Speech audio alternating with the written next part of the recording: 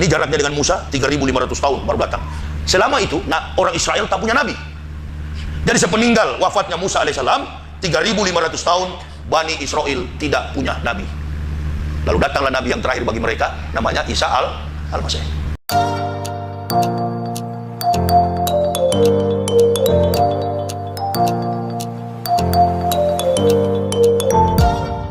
Halo teman-teman, berjumpa lagi dengan Brother Phil. Kembali kita akan menanggapi pernyataan para mualaf.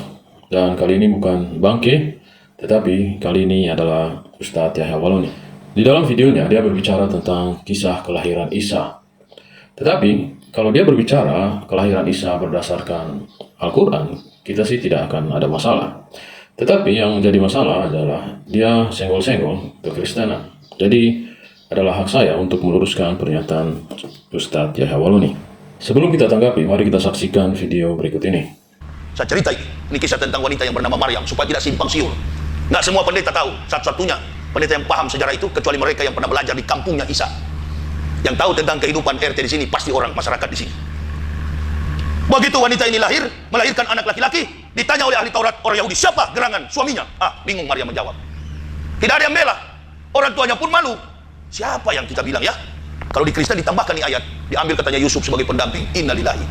Ini suka paksa-paksa teori. Jangan suka paksa teori ya. Memaksakan teori sama saja memalsukan sebuah kebenaran. Itu akhirnya sungsang sekali kitabnya.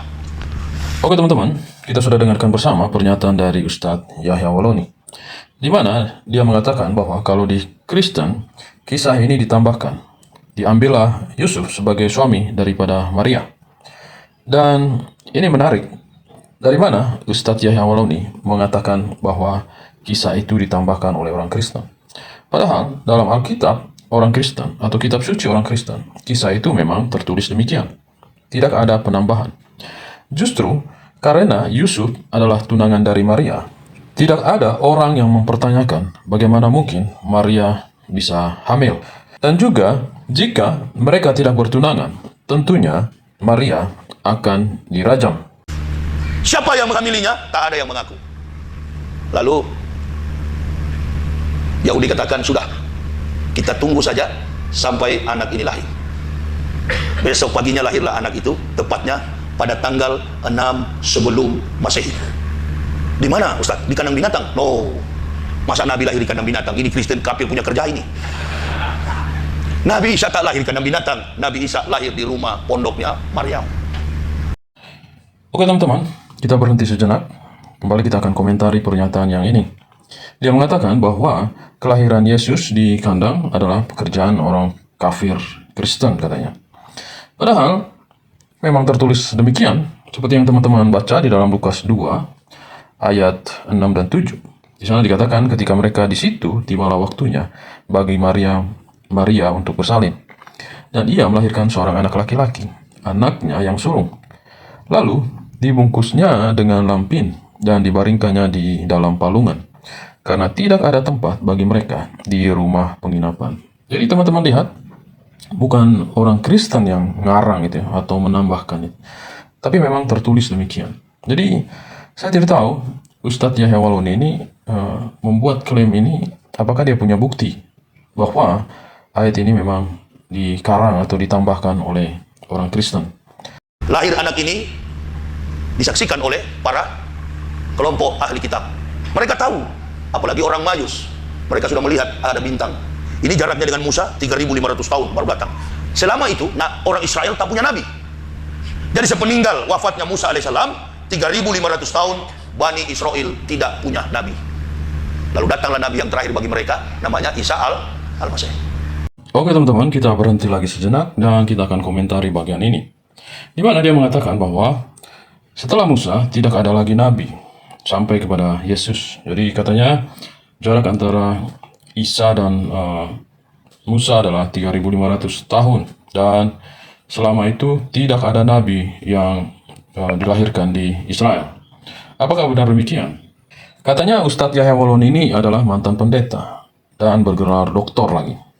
Tetapi yang menariknya adalah hal yang sederhana ini, masa dia tidak tahu?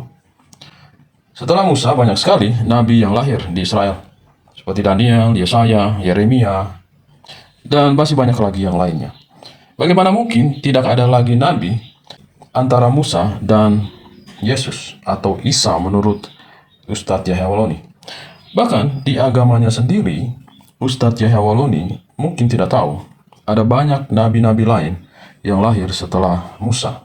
Begitu anak ini lahir, dipotong tali pusarnya, Yahudi hendak merajam, ditaruh di atas ayunan buayan. Begitu Yahudi mau merajam anak ini, tiba-tiba dari dalam ayunan itu keluar kalimat. Sekarang tertulis dalam Al-Quran. Oke teman-teman, kita berhenti lagi sejenak dan kita akan tanggapi bagian ini juga.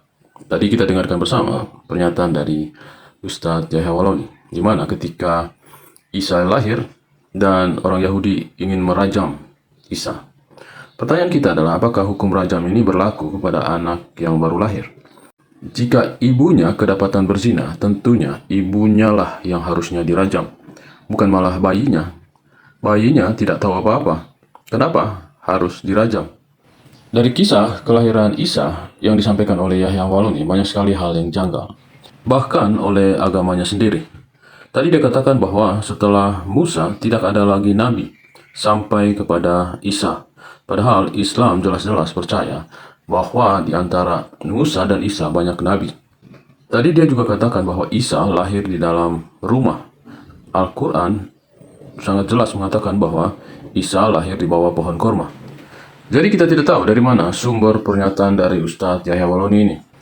Apakah mungkin dia mendapatkan inspirasi dari malaikat, sehingga dia bisa mengarang cerita yang justru bertentangan dengan keyakinan agamanya?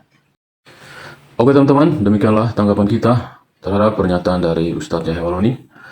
Semoga video ini menambah pengetahuan teman-teman. Terima kasih untuk dukungannya. Tuhan Yesus memberkati. Sekali lagi, nama saya Kainama. Saya biasa dipanggil Kay. Yo, yo, yo, bro, pill in the house. Yo, yo, yo, bro, pill in the house. Sekali lagi nama saya Kenama saya biasa dipanggil K. Saya adalah mantan pendat tak saya lulusan STT Jakarta. Saya juga pernah sekolah S2 di Belanda. Tidak hanya itu, saya lanjutkan sekolah PhD di Israel. Tapi the same you are bohong. Dia adalah seorang pendeta sebelumnya yang menjadi mu'alaf dengan nama pendeta yaitu Agustinus Christoffel Kainama. Ya. Kemudian ketika beliau berganti agama menjadi Islam, menjadi seorang mu'alaf, beliau mengganti namanya menjadi Ahmad Kainama. Beliau adalah seorang pendeta yang berpendidikan tinggi, yang bersekolah di S1 di Sekolah Tinggi Teologi Jakarta. Kemudian beliau melanjutkan S2-nya di Leiden University Belanda. Kemudian tak sampai di situ, beliau terus meneruskan pendidikannya di S3 di Tanakh Biblical Studies Haifa Israel dengan mengambil bidang minat Holy Scriptical Biblical.